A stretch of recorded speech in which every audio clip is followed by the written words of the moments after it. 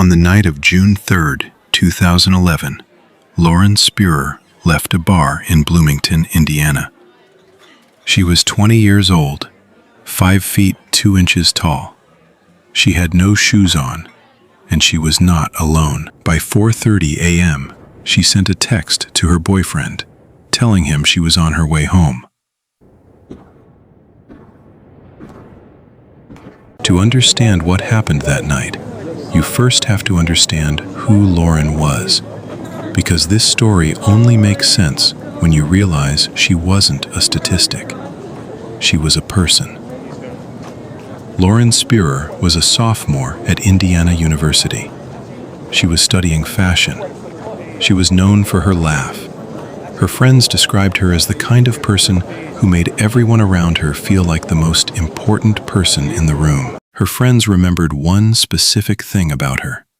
She always kicked her heels off on a night out because she said heels slowed her down. She liked to move fast. She liked to feel free.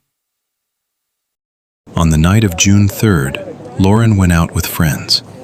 Normal Friday night, college bars, familiar faces, a town she knew well. Nothing about that evening suggested anything was wrong. By the end of this video, you won't just know what happened to Lauren. You'll understand exactly why your own brain could miss the same warning signs, and what to do about it. But somewhere between midnight and 4:30 in the morning, a series of decisions were made. By Lauren, by the people around her, and possibly by someone who has never been held accountable. And to understand those decisions, we need to talk about something most people never consider. We need to talk about how the human brain behaves when danger is present, but not obvious. It starts just after midnight. Lauren and her friends are at a bar called Kilroy's. Normal night, nothing unusual. But here's where the first detail matters. At some point during the night, Lauren loses her phone and her shoes. Now your brain just did something interesting. It minimized that. College night, things get lost, it happens. And that's exactly the problem. Psychologists call this normalcy bias, the brain's tendency to interpret warning signs as normal because the alternative is uncomfortable to process. We are wired to minimize what we don't want to be true. By 2 a.m., Lauren is separated from her original group. She's now moving between locations with different people. Some she knows well, some she barely knows. She has no phone, no shoes, and nobody in her immediate circle stops to ask, should we make sure she gets home? Not because they didn't care, but because of something deeply embedded in human psychology that we'll come back to. By 3 a.m., Lauren is caught on surveillance footage outside an apartment complex. She is visibly disoriented. She is still barefoot, and there are people around her. People around her, and nobody intervened. In 1964, a woman named Kitty Genovese was attacked outside her apartment in New York. 38 witnesses heard or saw what happened. Not one called the police in time to save her. When researchers studied why, they discovered something that changed psychology forever. They called it the bystander effect. The more people present during an emergency, the less likely any single person is to help. Because every individual brain looks around, sees others not reacting, and concludes, it must not be that serious. Someone else will handle it. It's not my responsibility. Stop for a second. You're watching this and thinking, I would have helped. I would have said something. But here's what the research actually says about people who think exactly that. They're the most likely to freeze. Lauren was surrounded by people all night, and nobody saved her.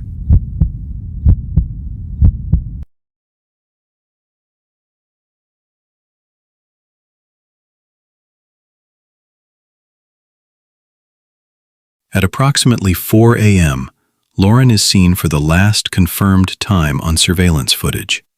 She is outside an apartment building on North College Avenue. She is alone. 4 minutes later, 4:04 a.m., a resident of that building later reports hearing a disturbance in the hallway, a loud noise, then silence. At 4:30 a.m., Lauren sends that text to her boyfriend, "On my way home." Whether she sent it herself or whether someone sent it using her has never been confirmed. By morning, her boyfriend calls her phone. No answer. He goes to her apartment. She's not there. He calls the police. And when she was last seen on that surveillance footage, she had no shoes on, just like she always preferred. That is where Lauren Spieer's trail ends. Completely. Permanently. What followed was one of the most intense missing person searches in Indiana history. Thousands of flyers, hundreds of volunteers, FBI involvement, national media coverage, and almost immediately, a wall of silence. Several people who were with Lauren that night lawyered up within days. Not unusual in itself, but combined with inconsistent statements, surveillance gaps, and a timeline that has never been fully explained, investigators were left with pieces that didn't fit. 3 men who were with Lauren that night have been repeatedly named in connection with her disappearance. All 3 have denied involvement. None have ever been charged. Lauren's parents have spent over a decade fighting for answers. They have never stopped. As of today, Lauren Spierer has never been found. So what do we do with a story like this? Because I don't want to leave you just with tragedy. I want to leave you with something your brain can actually use. 3 things happened the night Lauren disappeared that the science tells us happen all the time to ordinary people in ordinary situations. First, normalcy bias. The brain minimized early warning signs because processing them as dangerous felt uncomfortable. Lost phone, no shoes, disoriented. Each one dismissed individually. Second, the bystander effect. Responsibility dissolved across a crowd. Everyone assumed someone else would step in. Nobody did. Third, social loyalty over instinct. The people closest to Lauren that night prioritized social comfort, not making a scene, not overreacting, not embarrassing anyone, over their gut instinct that something was wrong. Your gut instinct exists for a reason. It is millions of years of survival programming, and we are socially conditioned to ignore it. Lauren's story is not just a tragedy. It is a warning about what happens when we let social pressure override the most ancient safety system we have. Lauren Spierer would be 33 years old today. Her case remains officially open. Her parents still speak publicly. They still search. They still hope. And somewhere, someone knows what happened on North College Avenue at 4 a.m. on June 4th, 2011. The question that stays with me isn't who did it. It's simpler than that. It's, what would you have done differently? And more importantly, would your brain have even let you?